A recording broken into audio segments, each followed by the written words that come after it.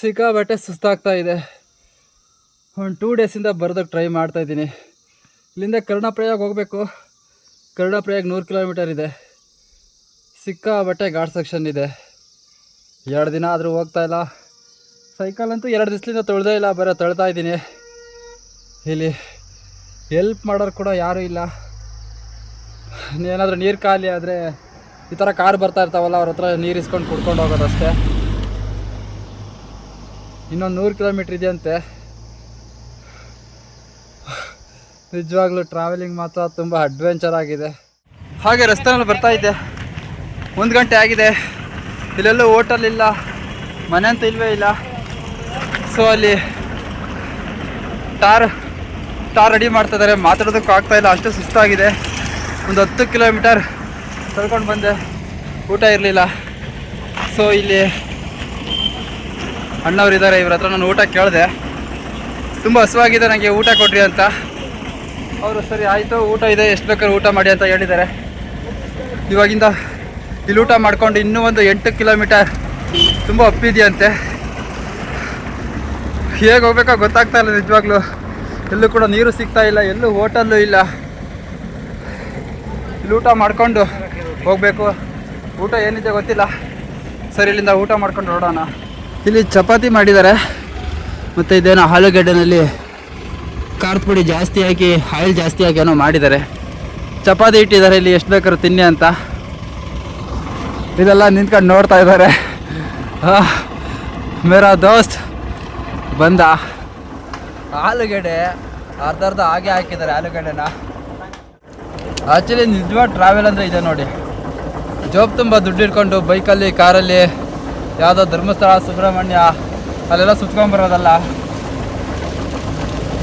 ಜೋಬಲ್ಲಿ 1 ರೂಪಾಯಿ ಇಲ್ದರೆ ಸಾವಿರಾರು ಕಿಲೋಮೀಟ್ರ್ ದೂರ ಬಂದು ಊಟಕ್ಕೂ ಮಲ್ಕೊಳ್ಳೋದಕ್ಕೂ ವ್ಯವಸ್ಥೆ ಮಾಡ್ಕೊಳ್ತೀವಲ್ಲ, ಇದು ನಿಜವಾದ ಟ್ರಾವೆಲ್ಲು.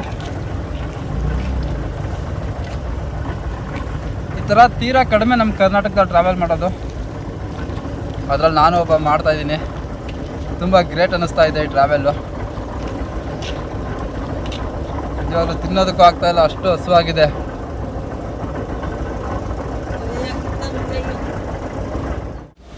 ಏ ಕರ್ಮ ಗುರುವೇ. ಅವರು ಕೈ ತೊಳ್ಕೊಳ್ಳೋದಕ್ಕೆ ಇದು ಡೀಸೆಲ್ ಬಾಟಲ್ಲು, ಇದರಲ್ಲಿ ನೀರು ತಂದು ಇಟ್ಕೊಂಡಿದ್ದಾರೆ. ಬಟ್ ನಾನು ಇದನ್ನು ಡ್ರಿಂಕಿಂಗ್ ವಾಟರ್ ಅಂತೇಳಿ ಅರ್ಧ ಬಾಟಲ್ ಕುಡ್ದಾದ್ಮೇಲೆ ಗೊತ್ತಾಯ್ತು ಇದು ಇದರಲ್ಲಿ ಡೀಸೆಲ್ ಇತ್ತು, ಅದರಲ್ಲಿ ನೀರು ಹಿಡ್ಕೊಂಡು ಬಂದಿದ್ದಾರಂತ. ನೋಡ್ತೀನಿ, ಫುಲ್ಲು ಗಲೀಜೈತಿ ಇದರಲ್ಲಿ. ಏನೂ ಮಾಡೋದಕ್ಕಾಗೋದಿಲ್ಲ, ನನ್ನ ಹತ್ರ ನೀರಿಲ್ಲ. ಸೊ ಏನು ಆಗದೆ ಇದ್ದರೆ ಸಾಕು ಆರೋಗ್ಯಕ್ಕೆ. ಪಾಪ ಇವರು ಯಾವತ್ತೂ ಈ ಥರ ಹೊರಗಡೆ ತಿಂತಾನೆ ಅಲ್ಲ ಅನ್ಸುತ್ತೆ. ಇವತ್ತು ತಿಂತಾ ಇದ್ದಾನೆ, ಕಣ್ಣು ತಿಂತಾ ಇದ್ದಾನೆ ಪಾಪ. ಈ ದಿನ ಮಾತ್ರ ಮರೆಯೋದಕ್ಕೆ ಆಗೋದಿಲ್ಲ. ರಸ್ತೆ ಪಕ್ಕ ಸಖತ್ ಬಿಸಿಲು, ಈ ಟಾರಿನ ಸಖತ್ ಬಿಸಿ ಆಗ್ತಾ ಇದೆ. खाना भैया बहुत अच्छा भाई, खाना सब्जी बहुत अच्छा. ವಾಹ್, ಈ ನೀರು ಎಷ್ಟು ಕೂಲಾಗಿದೆ ಅಂದರೆ ಇದ್ರ ಮುಂದೆ ಯಾವ ಫ್ರಿಡ್ಜಲ್ಲಿ ಇಟ್ಟಿರೋ ನೀರು ತಗೊಂಡು ಏನು ಮಾಡ್ತೀರೋ ಅಷ್ಟು ಕೂಲಾಗಿದೆ. ಇದು ಬೆಟ್ಟದಿಂದ ನ್ಯಾಚುರಲಾಗಿ ಬರ್ತಾ ಇದೆ, ಸಿಕ್ಕಾಬಟ್ಟೆ ಕೂಲಿದೆ. ರೋಡ್ ಮಧ್ಯೆ ಅಲ್ಲಲ್ಲೇ ಈ ಥರ ನ್ಯಾಚುರಲಾಗೆ ಚಿಕ್ಕ ಫಾಲ್ಸ್ ಬರ್ತಾ ಇರುತ್ತೆ. ಈ ನೀರು ಮಾತ್ರ ತುಂಬಾ ಚೆನ್ನಾಗಿರುತ್ತೆ. ಈ ಉತ್ತರಾಖಂಡಲ್ಲಿ ಲೋಕಲ್ ಆಗಿ ಲಿಚ್ಚಿ ಫ್ರೂಟ್ ಬೆಳೀತಾರೆ ನೋಡಿ. ಲಿಚ್ಚಿ ಯಾವ ಥರ ಇದೆ.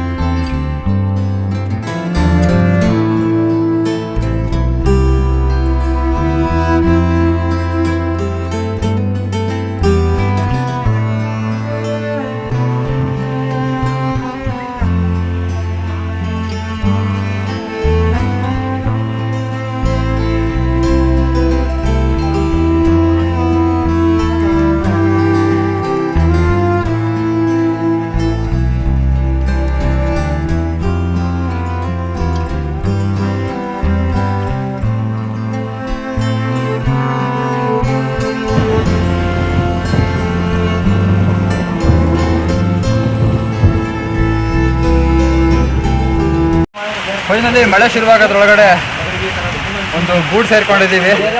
ಅದೇ ಟೈಮ್ ಒಂದು 6 ಗಂಟೆ ಆಗಿದೆ. ಹುಡುಗರು ಮಿಂಚು ಜಾಸ್ತಿ ಆಗಿದೆ. ಓ ಯಪ್ಪ ಏನು ಮಿಂಚು ಗುರು ಇದು.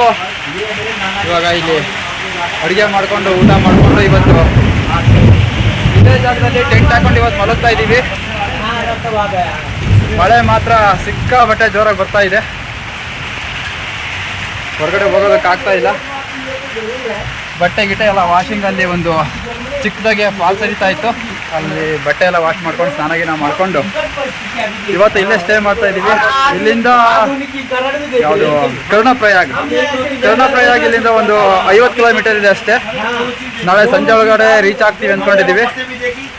ಓಕೆ, ಇವಾಗ ಅಡುಗೆ ರೆಡಿ ಮಾಡೋಣ. ರೈಸ್ ಮಾಡೋಣ ಅಂದ್ಕೊಂಡ್ವಿ, ಬಟ್ ರೈಸ್ ಖಾಲಿ ಆಗಿದೆ. ಸೊ ಅಭಿ ಇವಾಗ ಮ್ಯಾಗಿ ಮಾಡ್ತಾ ಇದ್ದೀವಿ. ನಮ್ಮ ಹುಡುಗ ತರಕಾರಿ ಕಟ್ ಮಾಡ್ತಾ ಇದ್ದಾನೆಲ್ಲ.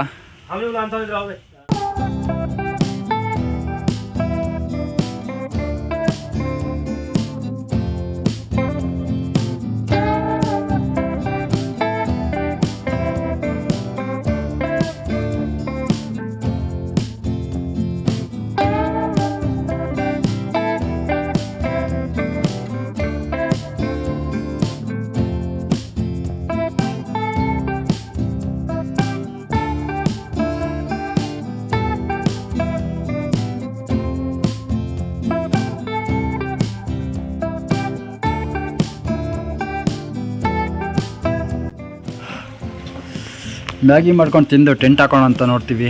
ಬಟ್ ಟೆಂಟ್ ವೈರು ಕಟ್ಟಾಗ್ಬಿಟ್ಟಿದೆ. ಅದಕ್ಕೆ ನಮ್ಮ ಹುಡುಗ ಇಲ್ಲಿ ಕೂತ್ಕೊಂಡು ಟೆಂಟ್ ವೈರ್ನ ಎಲ್ಲ ಕ್ಲೀನಾಗಿ ರೆಡಿ ಮಾಡ್ತಾವನೆ. ನೋಡಿ, ಕಟ್ಟಾಗ್ಬಿಟ್ಟಿದೆ.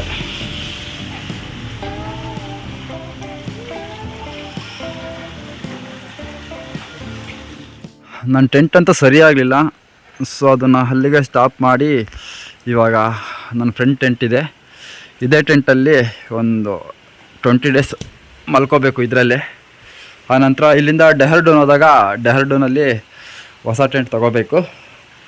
ಇವಾಗ ಸೈಕಲೆಲ್ಲ ಇಲ್ಲಿದೆ. ಇದನ್ನು ಈ ಕಡೆ ಪಾರ್ಕಿಂಗ್ ಮಾಡಿ ಇಲ್ಲೇ ಮಲ್ಕೊಳ್ಳೋದು ಇವತ್ತು.